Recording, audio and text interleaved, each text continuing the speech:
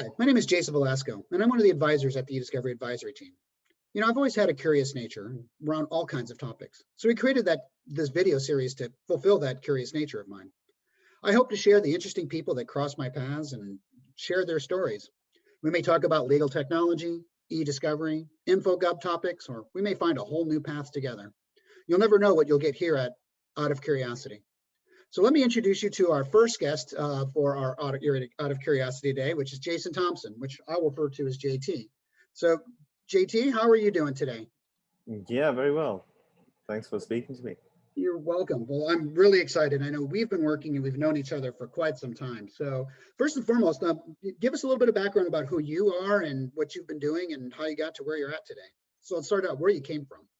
Yeah, I'm from South Africa originally. I grew up in and around data. My mom was a person who was partnering with E&Y and a couple of different firms. So I literally grew up around filing cabinets and did the whole transition to digital alongside her.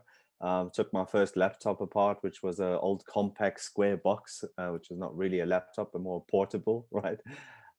Yeah, and I moved on from there. After I did that, she was angry enough with me to actually send me into IBM, and I started out there building computers for them. And over the years, seeing how the analog has transitioned to digital just irritates me that we get more and more of a mess all the time. So head first into the data realm, and always been looking for different ways of indexing, knowledge management, and that led me down into information governance.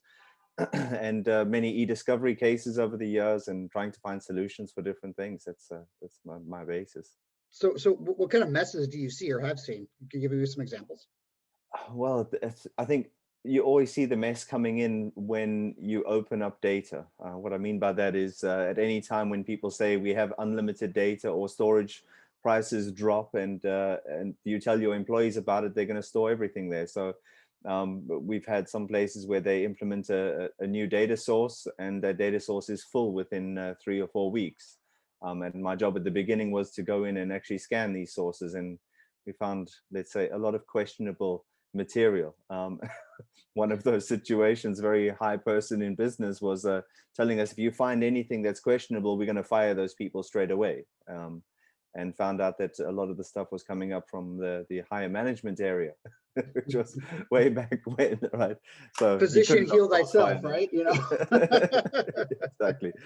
And I mean, data is always interesting. Data tells you stories about organizations, about how they organize themselves to move forward. We've had a lot of view about organizational process and how to make that better. But a lot of the time, the focus was not on the data itself, which is the output, what people are using. Well, that's interesting. So, and I know that one of the reasons that we've been working together over the last few years is because you've had some pretty deep in-house experience. So, I mean, you said, what kind of companies have you worked for, and give me an example of some of the type of positions you've held over the last couple of years. Yeah, I mean, I've been lucky enough over my 20 years of experience to work in almost every vertical. I don't think there's anything that I haven't worked in. Some of my most exciting positions within the defense side, within policing, within pharmaceuticals, I can carry on, automotive, and then banking. I moved to Switzerland. I met my wife on an aeroplane. And where were you guys going to? It was between London and Switzerland. That's and a quick I was only flight, supposed to be here for, yeah, exactly an hour, and it worked somehow. So yeah, moved to Switzerland then, and over here I've held many different positions, worked within the Swiss area, of course, being exposed to data privacy laws, and then cross-border to try and get things out. And I held a position with UBS, which is a Swiss bank, as a director there, with a team of BAs overseeing the e-discovery area. Right. Okay. What kind of things were you having to deal with? Because I've had a lot of experience working in the financial services side, in-house as well. So what were the kind of things that you were trying to address and trying to solve? I mean, it was really a big picture over the whole workflow on how things are being done, and the tools that are being used, and the efficiency behind that workflow. Also in change management, this, as we know, I mean, there's change every couple of months within eDiscovery. I think it's starting to slow down a bit now, but let's say the last 10 years has been a lot of change. So it was really taking in these pieces, working with legal, trying to translate from IT back to them what and how they should be doing things, working with the eDiscovery department, which they had there, in order to bring them to a position where their output was matching what legal was looking for. So it was a really interesting position. Got to interview almost every person along that whole chain, from, let's say, down in the basement in IT all the way up to legal counsel, and see how they're dealing with things. So I mean, change management is one of those kind of areas that's always interested me, especially working with, you know, medium to almost large style organizations. Um, how have you worked through trying to manage these multiple stakeholders that have very different interests and objectives when you're trying to implement something as large as a eDiscovery or information governance program? Yeah, I mean, this is this is a huge struggle. It always is. The piece that I find most useful is to lock everybody in the same room together. I Hmm. think I had a very interesting scenario at a big oil company out of the UK, and we sat together, and we were trying to work this process for quite a while, and was meeting with IT, was meeting with business areas, meeting with legal, and each of them had their own different point of view about why they were special and why it should be done in this way. And Right. in the end, I actually invited each of them separately to a meeting. And they didn't realize they were all in the same meeting. And I closed the door behind them and I said, right, today we're going to go and work this process through. And we're not going to leave here until we work the process through. I booked the meeting for 4 hours. It's a workshop, so let's do it. And there was a bit of tension at the beginning, but that quickly melted away, and we got through it. And everybody, when they're face to face, they're able to really come to a solution and really understand the opposing side. And that's where I love to be. I love to be the translator between different areas of business, and the mediator. A lot of the time, you need to be as well. And explain in their own terms why something should be like this in somebody else's world, right? And that's really formed a large basis in success through e-discovery processes, and change management, but also through knowledge management. I mean, that's an area that really interests me, is how people communicate with each other to create knowledge intelligently for a business. Well, let's put a pin in the knowledge management thing because I do want to get back to it. But I want to stay with that example in terms of once you got people into the room and started accepting, kind of, you know, going through that workshop. Was there somebody there that, or, you know, a couple people there that really felt like there was a success story coming out of this on their own? Did they meet their own objectives, and how did they feel about the process 3, 6 months, 12 months afterwards? Yeah. It was the first big success that we had there. Because people don't realize that there's something happening before them or something happening after them down a process chain. And when you have people in the same room and you start off, in this case, with a discovery exercise, and you say, okay, this is coming out of legal, you guys are going to make a request, right? This request is based not only from that point in time, but there's something that happened before that. You knew that there's a matter already, you knew about the subject. You have a lot more context than what somebody downstream does. Right. And talking with them, with other people in the room, the rest of IT and business started to understand, okay, hold on, this is not just a request form. There's a huge amount behind this, which we also need to take into account, and react, let's say, respectfully when we're trying to deliver on these things, right? Right. When somebody says, I need to have it now, it's not just because he's trying to be difficult. It's because he probably really needs to have it now because there's something that's going to be affected in a large way for the business. And what is that? And the same thing when you move down the line, right? You get to an IT perspective and you ask them to talk through their process, and legal suddenly goes, oh, okay, this is not just as easy as me asking you to find something and you delivering something to me. There's a huge amount behind it. Where was the person over time? What is the data source? Is it there? We have to normalize that data. Where are we going to bring it to? You know, the pre-processing, and then suddenly legal's eyes get bigger and bigger, and they see some speciality in IT, and IT see the specialness from the legal side to say, okay, when we're putting this forward, this is going to end up potentially in a courtroom. So I need to be respectful with how I'm doing things, and this is the reason why they're trying to track exactly what I'm doing every day. They're not just wanting to know what I'm doing, you know. It's about the information. Well, I mean, it's easy to create bureaucracy for bureaucracy's sake, right? And many, you know, I've seen a lot of different programs where people, you know, make the bureaucracy and those toll gates almost impassable, because again, they don't want to be responsible. It's kind of like, let's pass that dollar to someone else and have them take the risk. I don't want to take that risk and jeopardize my job. I mean, did you see the same thing in your experience working with some of those companies? Yeah, when they feel like they would step outside of their box and it would be a risk for them to take. Mm-hmm. Everybody wants to take a risk if there's a reward on the other side. There's Mm-hmm. not always a reward, but the one thing that really opened my eyes was really moving to Switzerland, because the way that people deal here is not as much about climbing a ladder as what I found a lot of the time in the UK and in the US. People here really, even from a managerial level, operate on very much the same kind of area, right? Mm-hmm. Which allows open collaboration a lot more. People are not afraid of bringing their ideas to the table, because they're not afraid of losing their position. They know they're going to grow because of the experience they have, not because of a decision they made yesterday or the day after, which is very refreshing.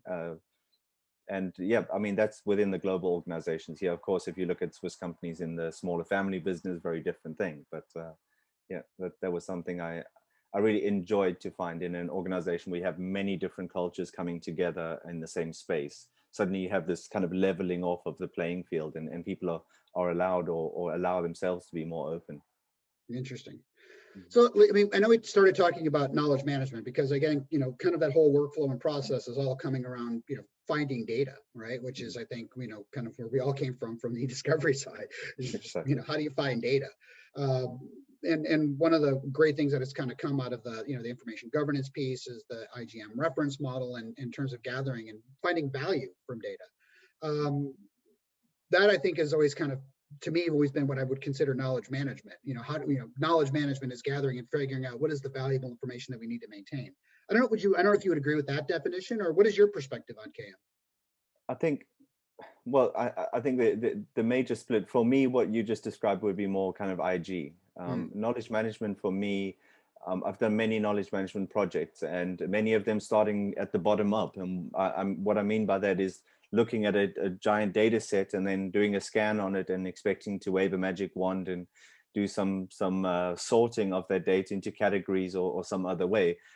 And yes, that may give you some of the way forward, but these projects peter out over time, right? The ones that really survive are the ones that start on both sides, and more so from the business side. Mm-hmm. What is that position? Not necessarily what is the person, but what is that position that person holds? How does that position interact with the other people within that department? How does that department interact with other departments? And if you take it from that point of view, then when you start to scan the data, you have a much better idea of what you're looking for in each of those different areas. And really, when you do that data search and retrieval, you're doing that from a departmental point of view or from a person's point of view, right? And knowledge management, again, for me, is not just the fact of finding information, because we can find if we go in different ways. I mean, I've implemented desktop search, which a lot of the time worked out to be also a very bad thing. We want everybody to find things. Yeah, okay, great. Oh no, now everybody can find too much. So to gauge that level, you really need to start from the business side, and you start from the business people and process point, and then move down to the data after that, and start to create your knowledge circles. Because as people get to a team and they create something as a team, they adding to their own knowledge, but they're also giving knowledge back into the business. And when they give that knowledge back into the business, somebody else is going to use that down the cycle. And when people start to understand that the quality of what they're giving back onto or into the knowledge base is going to be used by somebody else, there's suddenly not a fact of trying to force somebody to categorize or to add a tag to something. They realize that if I do this, I'm adding value. And that's trying to step people forward. So from a people point, and being able to market knowledge management in an organization is much easier than trying to just create a policy that you're forcing people down a road with, right?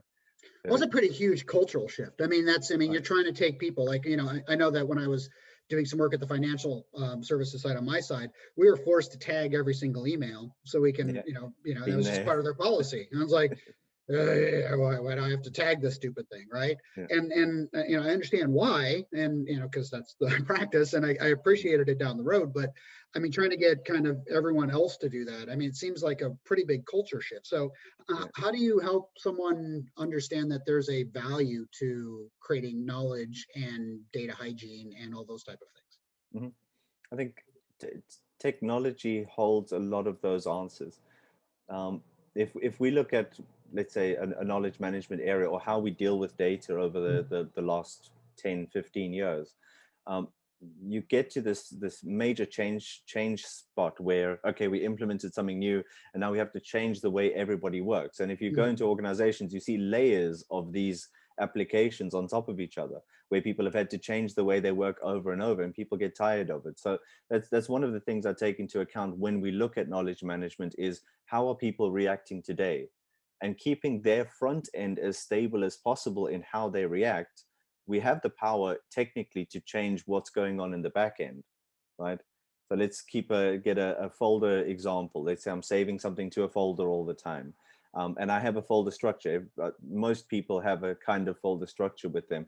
If we can get that department, when somebody is onboarded, to say, this is our folder structure, this is how we save something, does it matter for them that that is in the cloud, or it's on a SAN, or it's on a NAS, or it's some, Why they should don't they? care, right? Yeah, And, exactly. and this is really where I try to get knowledge management to within organizations, is to say, let's form a base of how people react with things, and get their perception of where they're putting things and how they're putting things away.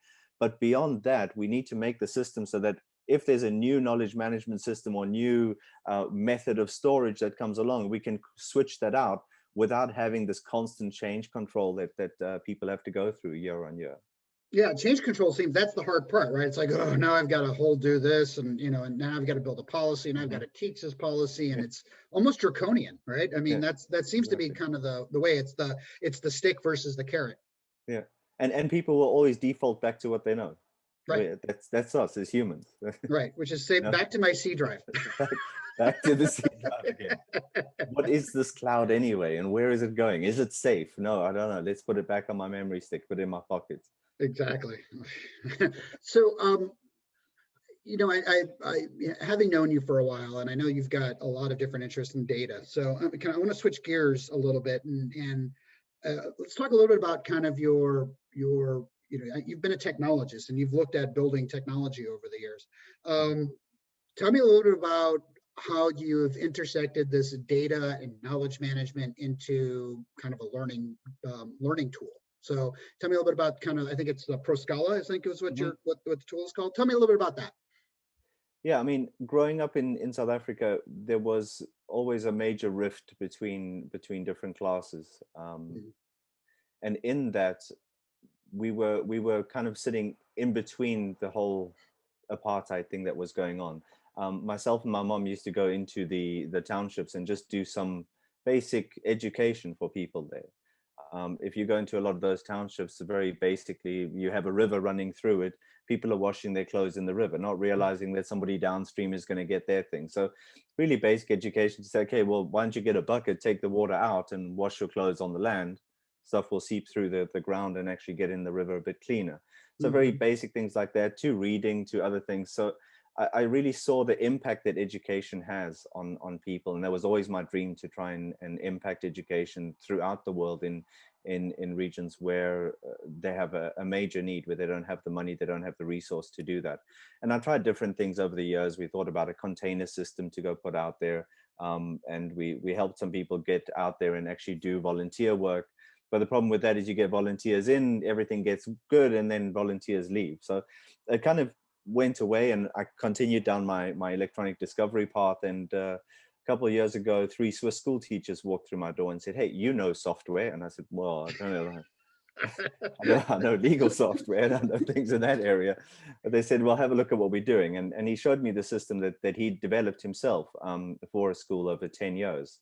Really a robust system. And I thought, okay, well, this is really nice. It's good. It does something for education. And the one thing that really switched the lights on for me, he said, when we save information to the system, other people are able to gain access to that. So myself as a teacher, I could donate a lesson out, that other teachers could do. And that's when the lights came on for me. And I said, that's the biggest issue we have in these places, is we don't have teachers.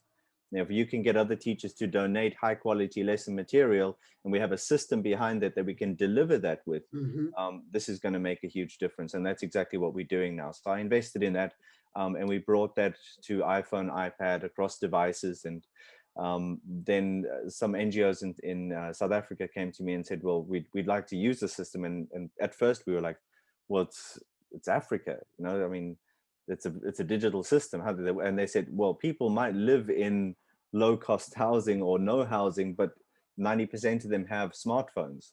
And we, okay, well, that's something then. So, and that's what we're doing now. So we're heading out over the next 2 years to implement 23 different villages there, and on track to get into Thailand as well, to go and do some things out there. So that's really my difference maker. Hard project in the background. I just support them, direct them down that road, and use my skill in how to design an interface that I've gained over time, and they use their skill from a teaching aspect, and it works out well. Oh, that's pretty amazing. That's a great story. I mean, and you know, education is so easy to, you know, people just assume that it's there, and I mean, it's interesting that your background in South Africa dealing with the apartheid and things like that. I mean, it's, you know, the United States, we really have, you know, we have this, you know, we don't really have a class concept because everyone's going to be a bazillionaire, but if you work hard enough. So I mean, but you grew up in really a class system with apartheid. I mean, what were the educational differences? How was your experience different from you know, someone else across that river potentially? I mean, people of color through that time got hardly any education a lot of the time. I mean, some areas were bringing them in and educating them better. In other places, they really got almost nothing. And that would be, I think, kind of the major issue was that for a 30-year period, you have an entire part of the society which wasn't educated very well. And the less educated people are, the harder it is to work with them. The more animosity then comes out of that. And that kind of, that whole piece rolls around until when I came out of school, when Mandela just came out of jail.